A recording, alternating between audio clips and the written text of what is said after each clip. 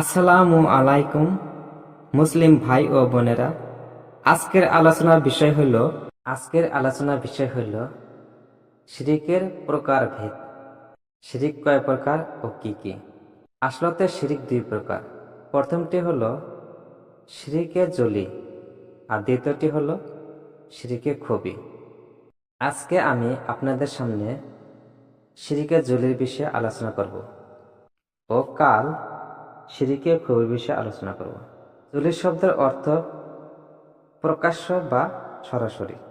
অতএব প্রকাশ্যভাবে বা সরাসরি দেবদেবী, মূর্তি, চন্দ্র, সূর্য, আগুন, নক্ষত্র ইত্যাদি কোনো বস্তুকে আল্লাহ তাআলার সাথে শরীক করা বা মাবুদ ধারণা করাকে শিরিকে জলি বলে। এসব শিরিকের গুনাহ ক্ষমার অযোগ্য অপরাধ।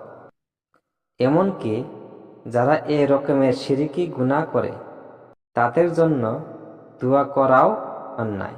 মেশকাত শরীফে হযরত আবু হুরায়রা রাদিয়াল্লাহু আনহু হতে বর্ণিত আছে যে তিনি বলছেন, একদা হযরত রাসূলুল্লাহ সাল্লাল্লাহু আলাইহি ওয়াসাল্লাম তার মায়ের কবর জিয়ারত করতে যেয়ে নিজে কাঁদলেন এবং সাথীদেরকেও কাঁদালেন।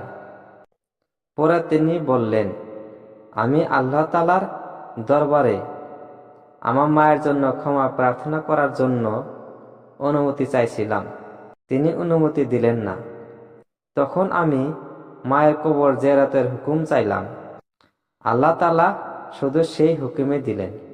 শিরিকে জুলির মতো জঘন্য গুনাহ হতে মুক্তি পাওয়ার একমাত্র পথ হল কালিমা লা ইলাহা ইল্লাল্লাহ এর উপর পুরোপুরি বিশ্বাস করা এবং আল্লাহ ছাড়া অন্য সকল কিছু হতে বিমুখ হয়ে একমাত্র আল্লাহ তাআলাকে হাজের নাজের জেনে মাবুদ বলে বিশ্বাস করা।